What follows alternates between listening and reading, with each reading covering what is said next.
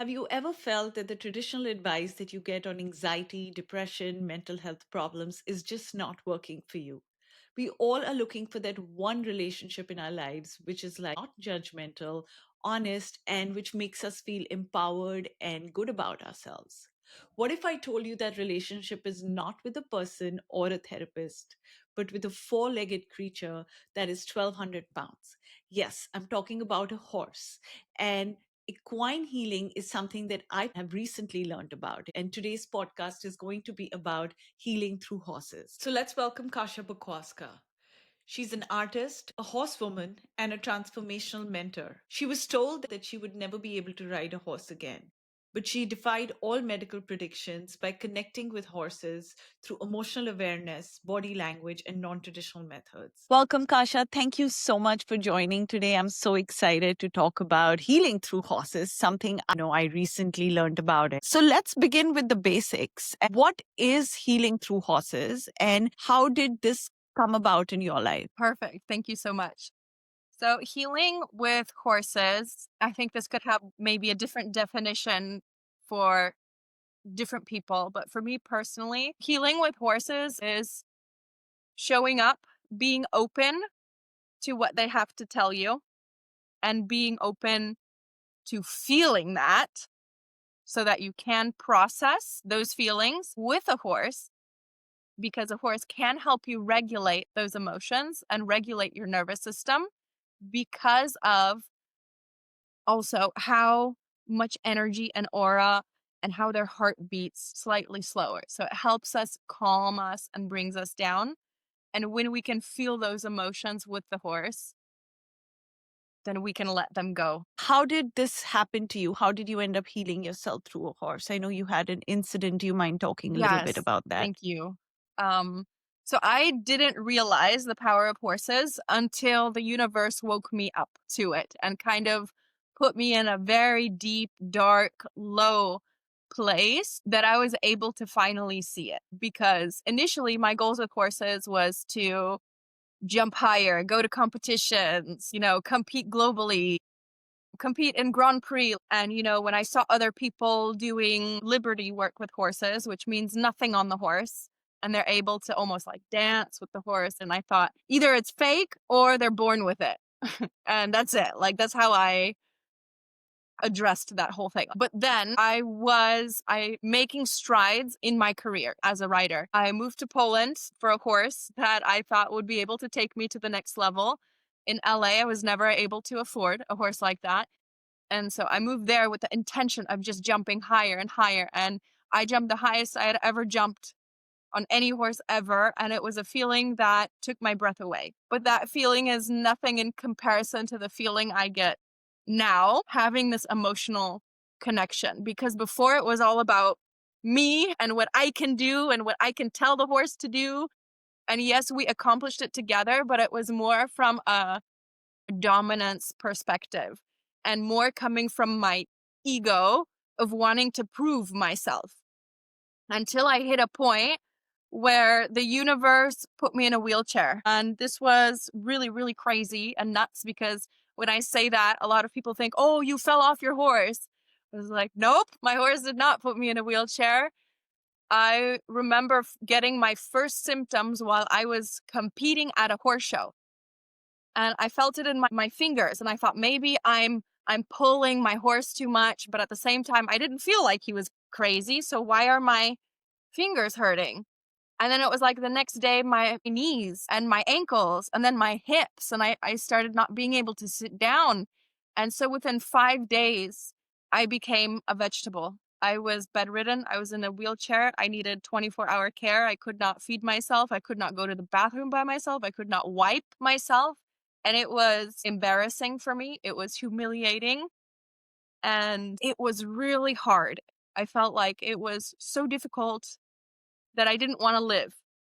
But at the same time, I couldn't do anything about that because I couldn't move. For the first time, I had to feel my emotions and what was going on in my head and replaying. I had to feel that to the fullest. I didn't have horses. I didn't have drugs. I didn't have nothing. I was just with myself. And after I felt that, I feel like it cleared my mind and I got an idea like how to go further, how to take the next step. And so I typed in how to train a horse from a wheelchair and I saw amazing women specifically doing amazing things with horses, paralyzed from the waist down. And I thought, oh my gosh, if they could do it, I can do it. And so I started actually exercising my fingers, my joints by painting horses because I couldn't see them for months on end. And that gave me the strength to disregard what doctors said, be like, I don't accept it. And you guys can continue to tell me till you're blue in the face, but I don't accept that. And that's it. What was it that had happened exactly to your body? No, I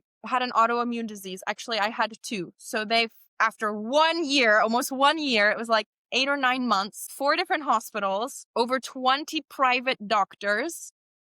Everyone could not figure out what was wrong with me until I went to the United States and I went to USC. They diagnosed me with lupus and fibromyalgia. So they said I would never ride horses again. Doctors in Poland also confirmed and said I would never ride horses again. My state was just too bad. And that's it. And we can't really do anything other than give you steroids and painkillers and all of these meds, like 20 plus pills. We could just give you this and we'll hope for the best. But I decided to take things into my own hands, see how other women did it, other people who refused to give up. And I was like, I'm going to be that person because it's either this or I die. So I would rather die trying at least. And I continued to just push through the pain and actually paint through the pain. And I connected with horses a little bit more spiritually through my artwork. I started finally getting in touch with, I feel, who I truly am, not who I was acting and who I was pretending and performing to be for everyone around me to be accepted. And, I posted one picture on Facebook and someone was like, how much? And I was like, oh my gosh, I could be a vegetable and I could save money and I could buy my dream horse, my dream shire. And so that's what I did. I started painting and selling my artwork, and that became a business. And I feel like this is a really important lesson. I know this isn't necessarily related to horses, but it's a really important lesson because I didn't recognize my talents and I didn't put any attention towards what brought me passion, love, happiness, anything that had to do with art that made my soul glow. And I pushed that away because it wasn't accepted. And here the universe kind of brought me down and gave me the only option to help me get better, to get to my goal of horses, was to paint and to exercise my fingers. And so that's what I did. I got a little stronger and then I started saving up for that horse. And I got my horse and I hid her from my family for a year. And, I was still struggling to walk some days, but I bought and imported from the UK to Poland a young horse that I had no experience with training a horse from zero. I also had no experience with this breed of horse. I just knew that I had been dreaming of this horse, since high school. And I thought, now I have the motivation to get up in the morning, no matter what, and push through the pain because I have a horse who needs me. Granted, I had my horse as well at that time, the one that I was jumping high on. But I also wanted a different breed of horse for a different reason. A different part of my soul needed her. And when I went to one barn and or the other barn, like I needed to do something with me, with my energy, with my breath, with something about me to get my horses to come to me because they would be far away and I didn't have the strength to hold them or pull them. Like that wasn't possible. And my tendons were still really stiff and shrinking backwards. So if I did try to hold and they would jerk and pull and look the other way, I could rip some of my tendons here. So I couldn't use any rope. So now I had to work at liberty because now I'm in this situation where I have to figure something out to not only attract my horse, but to keep my horse there. And so this is where I started doing a lot of research and deep dive into herd behavior, and emotions and what's going on in me that maybe I'm not recognizing, but horses are so sensitive and they recognize it. And I started observing my horses and the other horses. I just started observing the horses because I literally didn't have the strength to go out there. So I just sit there for like 40 minutes and just observe. I started noticing a lot of things that I wouldn't have noticed before.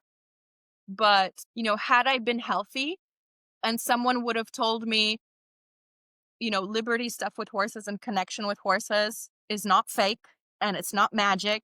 There is something in between and anyone can learn it. I would have laughed. Or if I had asked, okay, tell me how, then I would have wanted it to be a simple answer. But my goal again was just go, go, go, prove yourself, jump higher, win money, like just go. So there was no time to sit for 45 minutes and observe because I needed to do something productive because that was my blueprint, my mind blueprint.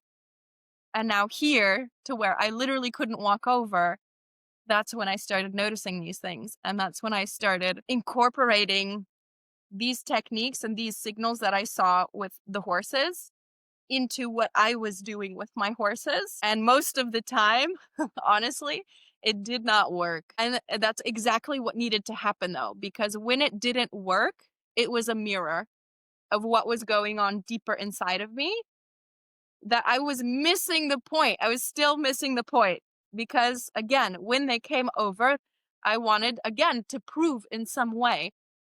And so now when I do some of these things, it comes with a completely different intention than how I used to come at it. So when I have people who want to learn how to communicate with their horse better, they want to have a great connection, they want to be able to ride in the forest with nothing.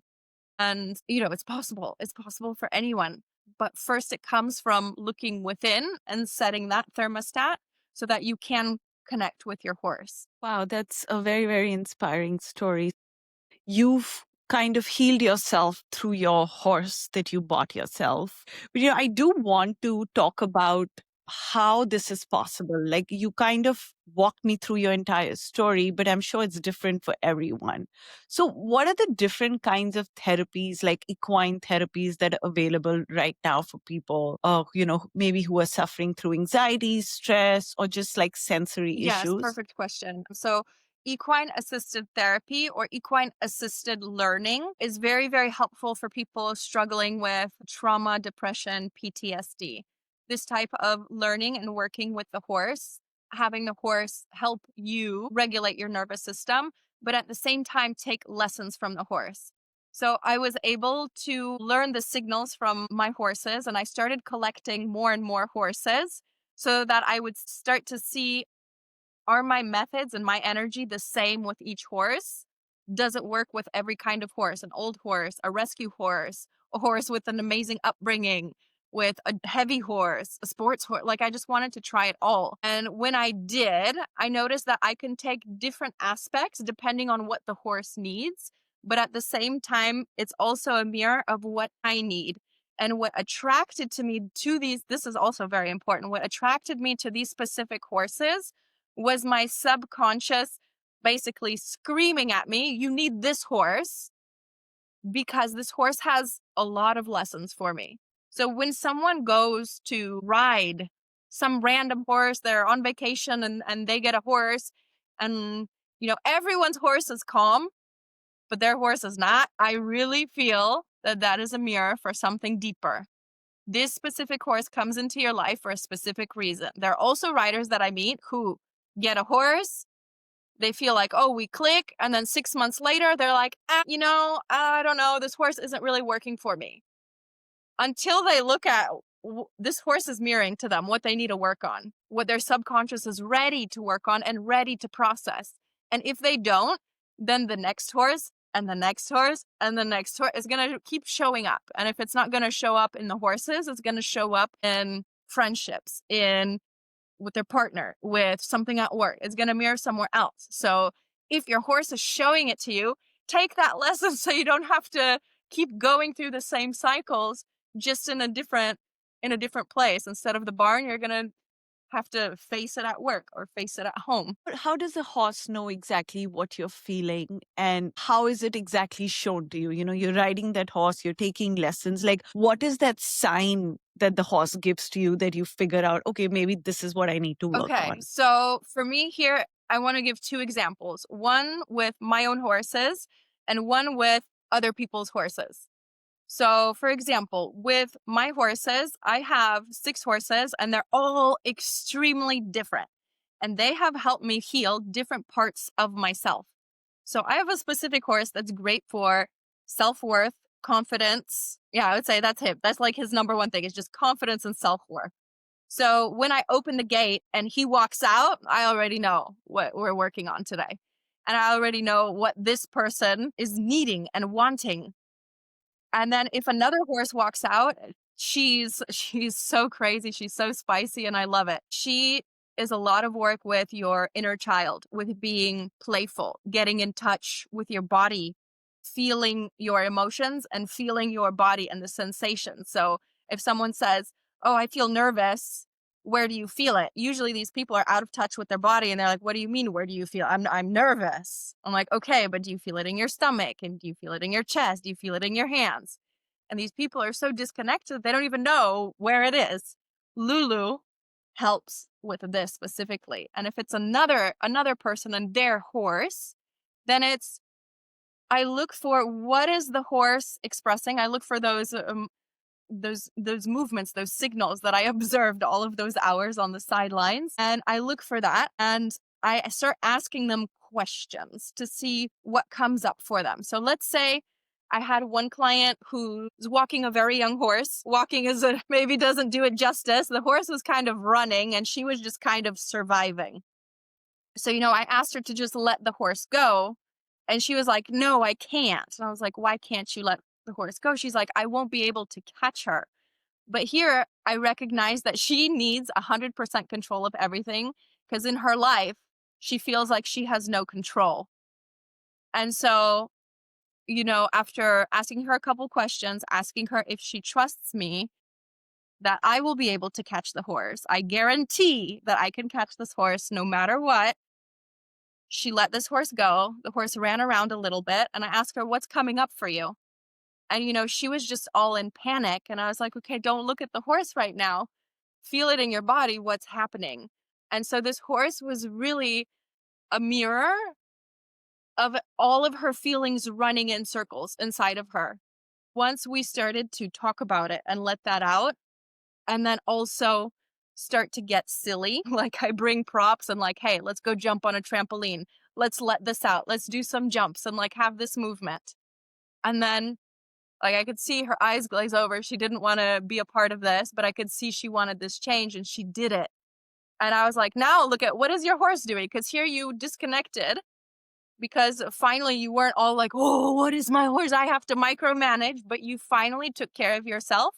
Look at your horse. And her horse was standing watching, very curious, wanting to be involved, not running around. We didn't have to go catch the horse. The horse wanted to be with her when she started taking care of herself. My God, these stories just sound so unreal. Like you said, it's either magic or it's fake. It's so hard to believe Hmm. all this. So, what I'm understanding is you meet a horse for the first time, and the horse kind of just picks up on what you're going through and behaves that way. Is that correct? Is that how it heals you? In a sense, yes. But the thing is that we have our own belief systems and these horses trigger us in some way. So for me, if a horse is running and running and running, it does not trigger me at all. I tap into my inner child and I'm like, "Wee, let's run together." But for this person, this was a huge trigger. And so when a horse does something around you that sparks some block, some emotion, some fear, fear is there to protect you and keep you safe. So if they're doing something with a horse and this fear comes up, "Oh my gosh, I can't," or "Oh my gosh, this horse is an idiot." I've heard that before. It's not the horse, but there's this negative emotion that comes up. That's what we need to look at because that's just surface level and we need to go deeper. So the horse is showing you Okay. what you need to work on by rubbing you the wrong way in certain areas. Like, let's say we went on a trail ride. We're both good riders. We go to Bali. We're riding in Bali. I don't know. And I get a fast horse and you get a fast horse. Now you might not feel comfortable with a fast horse and that might trigger you. And so now this something for you to look at. For me, this horse might not be the trigger. For you, it is. You're here to learn that lesson. Where in your life do you feel like you don't have control? Where in your life do you feel like you can't pull back on the reins? Maybe there's someone in your life who's saying, go, go, go, we need to do this. And you feel like that's not safe. We should actually go this direction. And so that's why you're triggered and I'm not, because your subconscious has something to work on. Whereas maybe I've already done that, or maybe I'm triggered too, but in a different way. So here we've kind of figured out the diagnosis, right? That the horse is telling you that this is something that you need to work on. How is the healing done? Where is the horse coming into the picture when it comes to the healing part? Because from what I'm understanding, we are basically just trying to work on ourselves right now. Like we figured out this is wrong. How do we work on it now? And how will the horse help with that? Yes, usually it will be me asking questions to go deeper. First, asking for permission. I feel that there's something deeper here. Are you willing to go in this direction? Are you willing to get some coaching right now and to go deeper? Yes, great. If it touches something that they're not ready for and they say no, okay, we do a different exercise and we see if anything else comes up. Or we do something very rhythmic with the horse, which could be just walking to get that, left, right, to help that rhythmic movement and to help you regulate. If someone wants to go deeper, usually, depending on the horse, usually the horse stays really pretty close. If the person is on the horse, they stay on the horse. I ask questions until we hit that memory or that moment where they can feel it and they finally have the ability to feel this emotion to the extent, to the fullest, so that they can release it.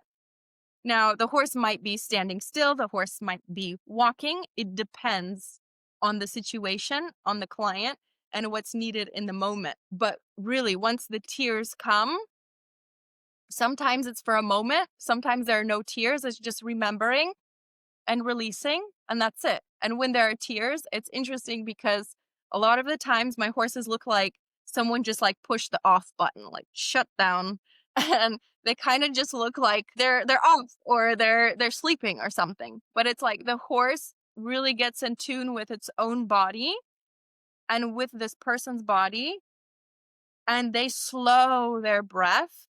Their eyes, their blinks either start to become slower or they close their eyes and they take deep breaths to help this person regulate through the emotions. Because usually it happens that they never allow themselves to feel the emotion because someone didn't accept it. That they were being too much, or you should just be fine. What do you mean you're upset about this? And so they just bottle it in, they shove it all down, and then now it comes up. And so now it can come up and leave. And that can be anywhere from 30 seconds to an hour. I don't know, it depends. So it's like a telepathic conversation between the horse and the person. You could say that. Yeah. I feel like it's very energetic. So, when we talk about the horse's side, this is from a person's side. The horse is absorbing so much emotions and stress and anxiety that the person has right now. Do horses get burnt out? Like, what is their way of re energizing and, being ready for the next Mhm. person? So for me personally, I like to kind of cleanse them in some way that I can, which would be taking them off the property and doing breath work with them, allowing them to graze, or also staying in their paddock and meditating with them, or also lighting some incense near the arena, near the area where we did some work, and also near the paddocks. When there's a really heavy session, for example, when heavy session meaning I don't know if I want to live, I injure myself, then I usually try to really have at least a full minimum 1 day for this horse where I can breathe, meditate, and this horse has nothing, no other lessons, nothing, because they also helped support this person I feel like energetically they help them regulate, but they also helped the energy move, and the horse needs also some energy. And is stress and anxiety healed because, when a person is riding a horse, there's like a happy hormone, like an oxytocin released? Is that also part of the healing process, that when you're riding a horse, you kind of release happy Yeah, hormones? definitely, because you're getting a lot of dopamine and endorphins and just the feel good hormones coming. But it also depends on the person, because if someone's really scared of a horse or they have this yearning to ride, but at the same time they're kind of scared, and there's a trainer who doesn't recognize this emotional need of this person, but they're too embarrassed to say I'm scared, and this person pushes them too quickly, well then it's not necessarily happy hormones that are being released, but it's a lot more cortisol. And you can see how the ride tends to spiral downwards. It's not like, oh, more fun and exciting, but more things start to happen where the horse isn't listening, where they run into blocks, where if they're jumping, the horse starts stopping more, or the horse starts spooking more, the horse starts, I don't know, pawing at the ground. And this rider just ends up becoming more and more frustrated. So when there is that tension in a rider, it's very important for the trainer to also recognize this tension, to talk about it a little bit, because even just 1 or 2 minutes to voice that, yeah, I'm a little scared right now. Okay, thank you for sharing. Are you willing to continue walking? Yes, I am. Okay, great. Well, then we'll do that, because once they voice it, then the tension will start to release on its own. But horses can feel so much. So they might think, "Oh, I'm fine. It's good. It's whatever." But you can't lie to a horse. They feel your stomach. They feel the tension in your muscles. They feel that. I've heard that children with ADHD, horse therapy really works for them. Is that true? Is that like, how does their hyperactiveness gets regulated with the horse therapy? Does this Yes. work for children? Let's Yes, just put it it that way. does. The horse and their slower breathing, their slower heart rate, the children in general just absorb what's around them. You say one bad word, they remember it for the rest of their lives. And so even if a horse isn't using words, they're copying the horse's nervous system. They're not thinking about, oh, there's a horse, I'm going to breathe like the horse.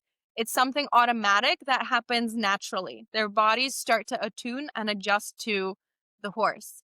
I do have one client who has ADHD and also her kid, and we also do stuff together so that they can improve their communication. It's really good to be able to use your ADHD as your superpower. So the fact that you have ADHD means that you can switch exercises and you can hyper focus on the exercise. You can be present with the horse and also see the signals of the horse, and they catch on really quickly. When I start to shift that perspective from, oh, you have ADHD, to, oh my gosh, you have ADHD? You're freaking gonna be a millionaire. Like, this is your superpower. Let's use this. Because that's a lot of energy. And I can give an example of like Lulu, who's a lot of energy. She's a lot. She's just like, she's galloping all around. That kind of chaotic energy, that can be dangerous. Same thing with ADHD. It's all over the place. But if we have this level of energy and we condense it and steer it into this exercise, oh my gosh, it is powerful. So when I take Lulu's chaotic energy and I say, okay, was this organized? No. Was this all over the place? Yes. Can we do some work with this? I have no idea. And I was like, yes, we can. She has a huge level of energy. So now let's steer this energy to be productive. And now she can do some jumps. She can do some side steps. She can start to do these almost dances. She can rear. And only because she has that level of energy. So would you pair someone with ADHD with Lulu? Does it have to be the opposite It doesn't energy? have to be the opposite. No, it can be the same. It can be the same. For me, But wouldn't that like make the child's energy also go higher than what it already why is? not use that high energy and just direct it? And now we can use it, for example, with this family. I was just like, how's our energy level tonight? And mom is like, I don't know. It depends on what you say the exercise is. And the kid's like, 15 million. I was like, great. So we're going to do a lot of running. How do you feel about that? He's like, yes. And she's like, oh my gosh, I'm tired. And so I just created an exercise where they had to do a lot of walking or running across the different sides of the arena. But since his mom didn't want to and he did want to run, how can they communicate to get the exercise done where she can do what she's good at right now and he can do what he really wants to do?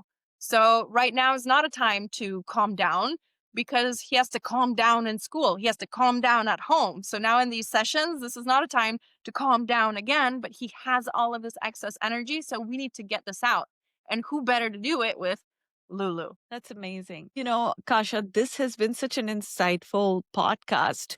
Before we end things, what is one thing that you would say to everyone who's listening to this podcast regarding the power of a horse? Like, should everyone consider horse riding or healing through a horse, or is this just for some No, people? I think this is for everyone. Everyone, even if you are nervous to be such around a large creature, that doesn't mean you have to get on the horse. And even in this, like, equine assisted learning, equine assisted therapy, you don't have to get on. I mean, I would say even 99% of my sessions are from the ground, just being near the horse.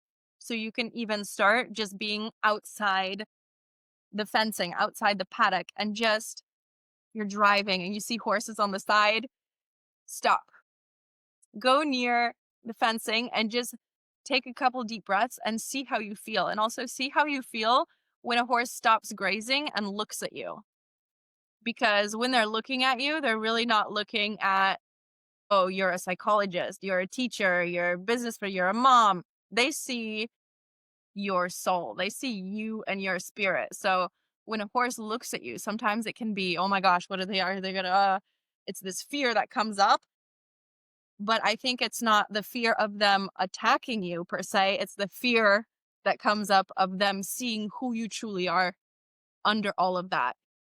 So I recommend everyone to go near a horse, to observe them, to, if you can, touch them, pet them, take a lesson, see what their energetic power is because it's hard to explain. It's hard to use words to explain it. It's something that you have to feel.